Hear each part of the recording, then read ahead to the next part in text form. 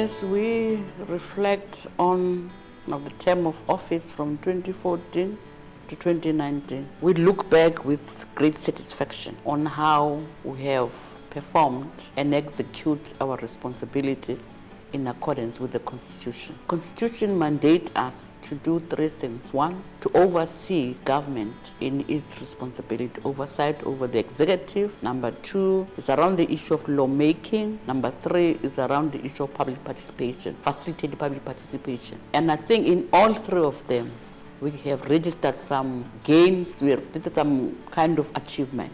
Around the issue of oversight, it is an area that we have seen great improvement in terms of performance of the department. We engage into a very intensifying oversight, robust oversight, and that has yielded positive results in a sense that we've seen some of the departments that are performing much better. The audit outcome, some of them have got unqualified audit reports, some of them have clean reports, and that we attribute towards the legislature, the members in their portfolio committees undertaking a robust oversight. But the other thing that also want to say, it also contributed to effective oversight, was capacitation of our members, capacity building. Some members they had enrolled to University of Johannesburg, others were enrolled in the University of Wits, various programs that capacitate the members to execute the responsibility. And for us, it's the great highlight, seeing the progress made. Again, on the issue of oversight, we then targeted departments that over time they will be problematic. For example, take the Department of Education. For the last 10 years, we have been undergoing or undertaking what we call the school functionality program. That program, beginning of the year, when the schools open, all the members of the legislature will be deployed in various districts, in various schools. Now, and that, how did we came about to that program is evolving and getting more better, is that if you recall that in the past, schools opening, particularly in the areas of not former model school, but from the areas of disadvantaged areas, they were characterized the first week was long queues of registration, no learning and teaching, no learning material provided. But with this program of overseeing the program and monitoring it, we saw great improvement. We don't see any more long queues on the first day. There is active, effective learning and teaching taking place. The learner materials are already supplied at that time. You've seen improvement in the infrastructure. So I'm highlighting that the program, we are proud of it, and I believe, and I want to recommend that even the sixth administration, sixth legislature must continue and even make it better, because we have seen even the results are improving year after year because of that program.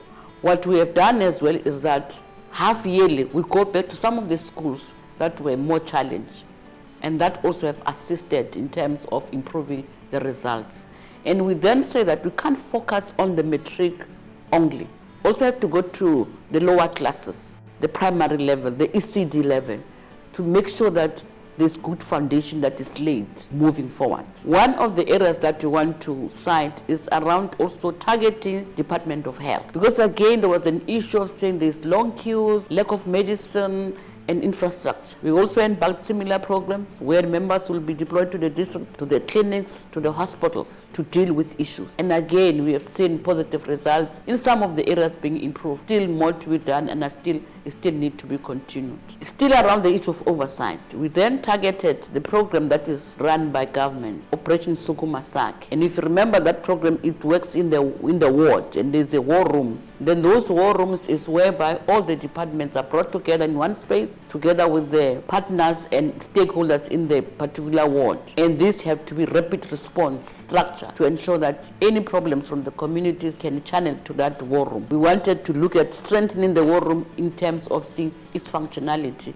and its effectiveness. That's one area we have done around that one. Other thing that has strengthened the oversight is that as the legislative sector, meaning that the parliament and all the other provinces, we then as the Speakers Forum adopted a model that is used across provinces, similar model of oversight, which got strong elements that ensure effectiveness, what we call sector model of oversight. So that is part of the highlight that say in oversight, I am really saying that there's great improvement, and we are looking forward that the next administration legislature must improve on that and build on that one. Coming to the issue of lawmaking, one of the mandate or the requirement is to pass legislation, but that legislation, before it's passed, it must be subjected to the public and want to have public hearings, so that the public is given an opportunity to put some views, to say whatever they see, to come to the final of the legislation. But I want to hasten and incite that there are challenges that we have identified.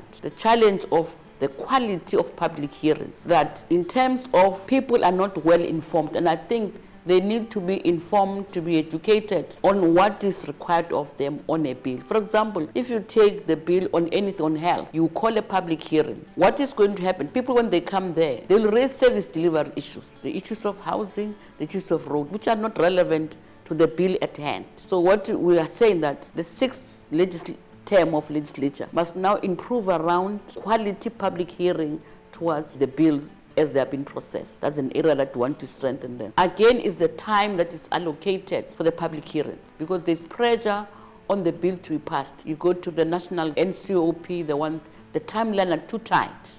And I think it's a thing that the sixth administration need to look into it, that we raised even in the previous, that the lawmaking, it should be quality laws that we make, that engage the public. But if they are not properly engaged, so that's one area that I'm raising as we're closing this term of office. On the area of public participation, I think again we look back with some degree of satisfaction and pride that we've seen it getting stronger and stronger when we bring the public to all the activities that we do. How do you do that? When we've got what you call sectoral parliament. You know, we got the youth parliament, the women's parliament, senior citizens, the workers' parliament. Over time, we have improved the participation of the sector. The delegates that come to that particular sector parliament, they come well prepared, they've got topics to talk about, they research the topics, they've got commissions. So by the time we end that parliament, there are resolutions that have been agreed upon by the sector. The resolutions are then forwarded to the executive, various departments, for them to respond to. In our next sectoral parliament, then we get feedback. Because there's no point to raise resolution when you can't track back what has been done with what was read the year before. So we have seen that approach also coming very effective and yielding positive results. For example, on the youth parliament, one of the things that in their resolution was to have a youth directorate in the office of the Premier. And as a result of that, that youth was established directly in the office of the Premier. Apart from that, we then have what we call TLTP, taking legislature to the people. Again, is another method of involving the public in issues that affect them, particularly around service delivery. So you have seen that people coming in numbers to these activities, raising issues, asking questions directly with the executive and the Premier, has also begun to show some signs of improvement. However, we still believe that more can be done to improve the contact between government and the citizen. Because if there was proper and adequate and timeless communication with the public, we'll have less of the protest. Because the protest is good, people that are seeking attention. If there's no adequate, frequent communication, feedback, they then second guess government and then they go out. And so we believe that moving forward, there must be more engagement with the public so that they understand the challenges of government, they understand why we can't do things at a particular time. That's one area there. Another area that I really want to raise with great satisfaction is around the issue of civic education. The civic education, we've been targeting schools, even up to the primary level, even high schools, on the issue of the role of legislature. What is government about? What is the issue of election? What is democracy? Why is it important to vote? And I think it's really coming sharply, that understanding why should you participate in the election, why it's so important. And the recent elections have proven to that we are getting reports that there were low turnout, particularly around the young people. They did not register even to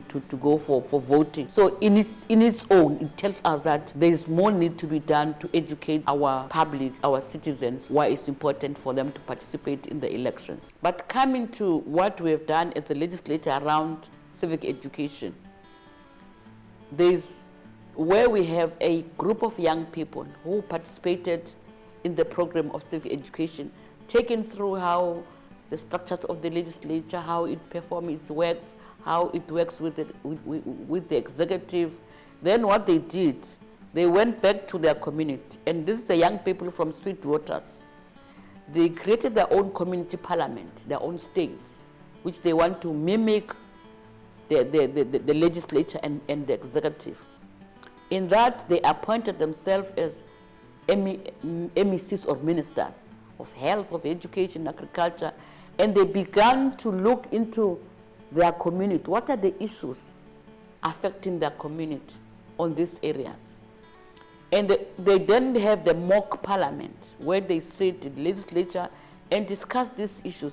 And that has opened up space. They invite other departments which has partnered with them.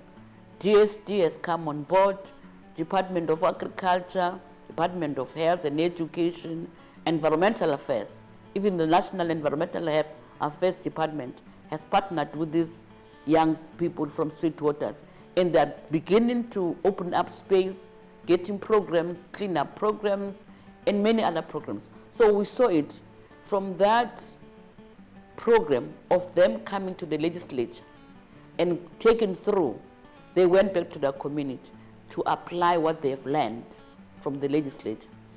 And I was pleased when they were telling me that their model is now being sort of, for example, they were invited in Ekurhuleni municipality to make a presentation on how this model of theirs of community participation is working.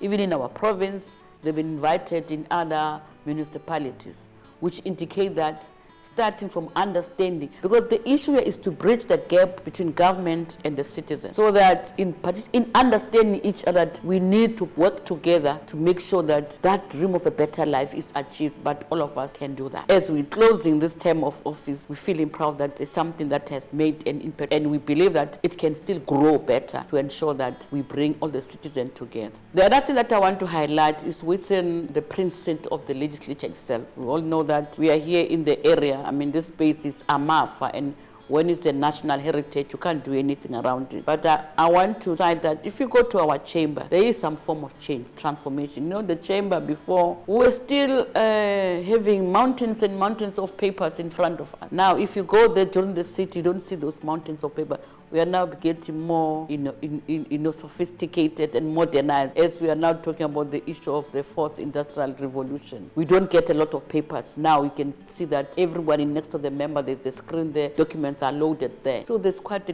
a change and modernizing the legislature as we move forward in the technology, as we were saying. In 2018, when we're celebrating 100 years of Umama Albertina Sisulu and Umadiba, 100 years. We felt that in memory of one of them, because we know Madiba is well celebrated throughout. But when it comes to women, we felt that women also need to be elevated to that level, because they played a major role in the liberation struggle. So in that, we chose Mama Albertina Sisulu and say, in her memory, we'll name our administration building after her. As we see when we walk out, this Albertina Sisulu building. Now that will remain there forever. And anyone who wants to know, as they come to the legislature, they'll be taken through who was she, what role she played.